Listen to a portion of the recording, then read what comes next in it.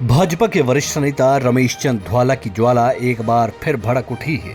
देहरा से भाजपा का टिकट होशियार सिंह को मिलते ही अब अंदर खाते भाजपा नेताओं की सियासी चालें भी शुरू होती दिखाई दे रही हैं।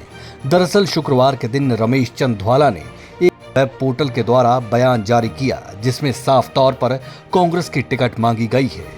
हालांकि इसे डायरेक्टली टिकट मांगना तो नहीं कहा जा सकता, लेकिन इनडायरेक्टली कुछ बेनाम मित्रों का सहारा लेकर ध्वाला ने कांग्रेस की टिकट मांग ही ली।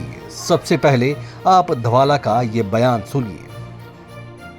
ये भी कुछ मित्रों ने फोन किए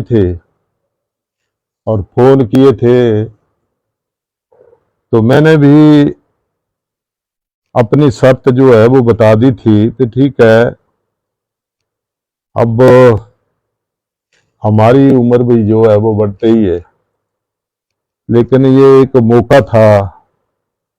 अब पार्टी ने तो डिसाइड कर लिया है, लेकिन कांग्रेस के मित्र जो हैं वो मेरे पास आ रहे हैं, तो मैंने उनको एक ही बात कही थी कि मैं जब 98 में इंडिपेंडेंट जीता था तो मैंने एक वायदा किया था कि देहरा को जिला बनाएंगे।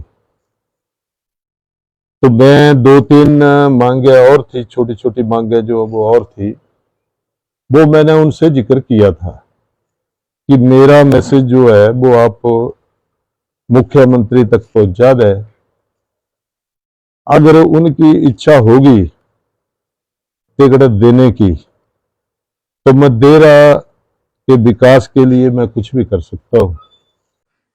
तो मेरी बात अभी तक मुख्यमंत्री से नहीं हुई है, और चंद जो उनके चहेते हैं, अब हमारे भी वो चहेते हैं, उनसे बातचीत हुई है। अब वहां से क्या रिस्पॉन्स आता है, क्या मैसेज आता है, उसके बाद ही कोई डिसाइड जो है वो करेंगे।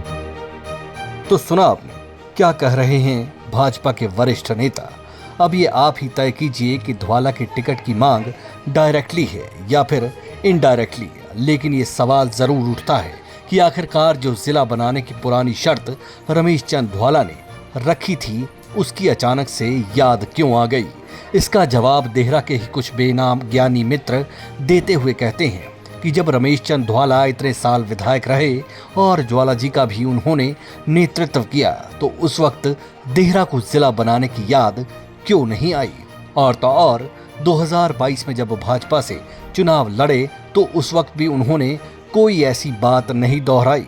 अब अचानक से अपने पुराने वादों को याद करते हुए देहरा को जिला बनाने की शर्त रखना साफ तौर पर कांग्रेस की टिकट की मांग की जा रही है। दूसरी ओर मौजूदा भाजपा प्रत्याशी होशियार सिंह एक ऐसे नेता हैं जो अपने दम पर देहरा को फतेह करते आ रहे हैं और उनकी ध्वाला के साथ कुछ ज्यादा नहीं जमी है।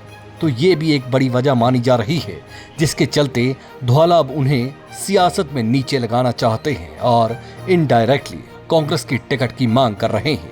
वहीं पॉलिटिकल एक्सपर्ट भी इस बारे में खासा इत्तेफाक रखते हुए कहते हैं कि ध्वाला का ये कदम साफ तौर पर एक सियासी चाल नजर आता है, क्योंकि उन्होंने वीडियो में साफ साफ अपने बेनाम कांग्रेसी मित्रों का हवाला देते हुए कहा कि मेरा मैसेज सीएम तक पहुंचा दे।